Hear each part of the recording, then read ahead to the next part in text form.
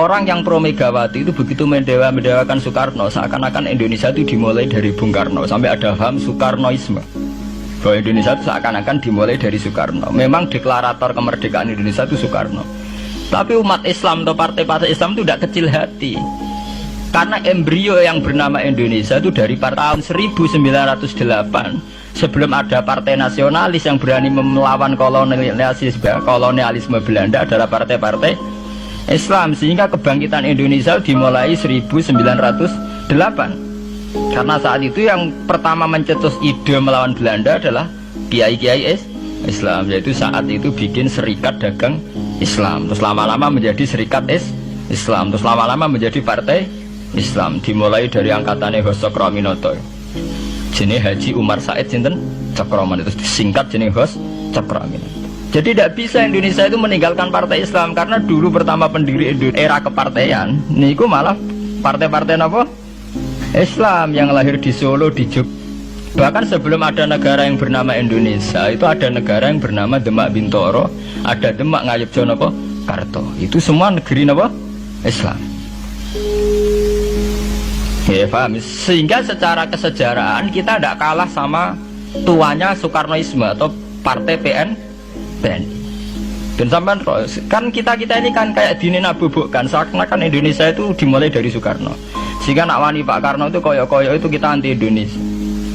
Ya kita tidak mungkin nggak menghormati Soekarno, beliau sebagai pahlawan besar kita hormati ya, tapi ya kebesaran Pak Karno demi bangsa Indonesia jangan kemudian direduksi, disederhanakan hanya melewati partai. Ya itu kan namanya pekerdilan. Tentu Pak Karno bikin negara ini ya untuk semua bangsa, bukan untuk PDIP saja, bukan untuk partai-partai marhainisme saja, juga bukan untuk partai-partai yang berfaham Soekarnoisme saja. Ya sama, tapi kita juga adil, sebagai kiai juga adil.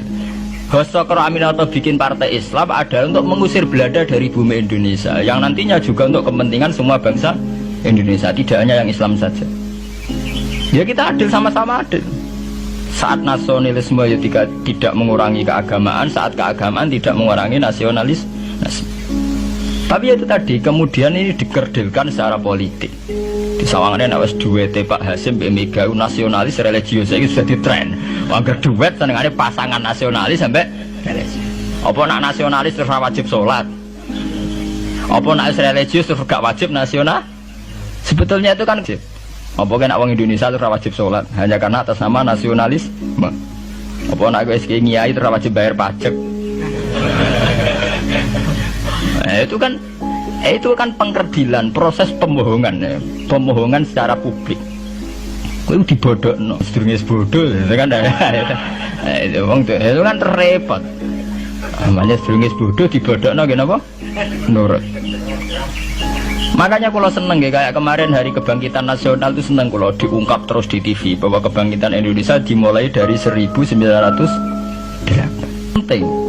Pentingnya bahwa orang-orang yang sok Soekarnoisme biar tidak mereduksi Pak Karno hanya milik mereka sendiri, karena bangsa ini berdiri semenjak 1908.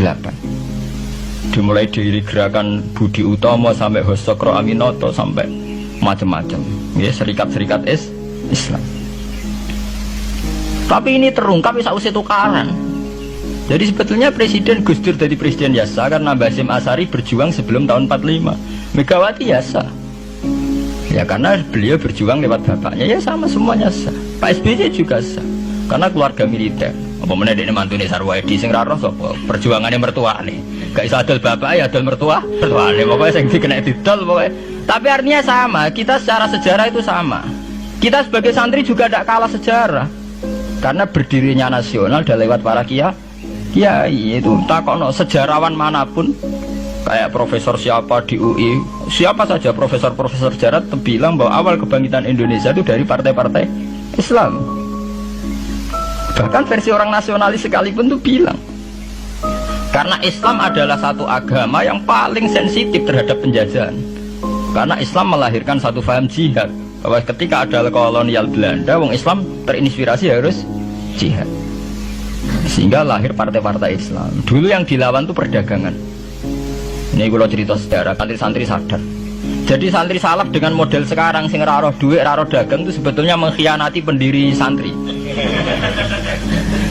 Lho boten niku lho fair. Sing gak seneng dagang, gak seneng mergawe itu mengkhianati pendiri pesantren. Sama lihat sejarah, tahun 1908 itu namanya tidak SI, tidak Serikat Islam, tapi Serikat Dagang Islam. Karena para kiai adalah melawan dominasi Cina di Surakarta dan dominasi Belanda menguasai sentra-sentra perdagangan. Sehingga yang dilawan pertama adalah piye supaya kolonial gak menguasai aset-aset ekonomi. Sama takokno sejarah, cek versi kiai, cek versi buku, asal gak versi klenek. Itu pertama yang dilawan para ulama adalah penguasaan aset ekonomi oleh Cina dan Belanda, sehingga mereka bikin serikat dagang.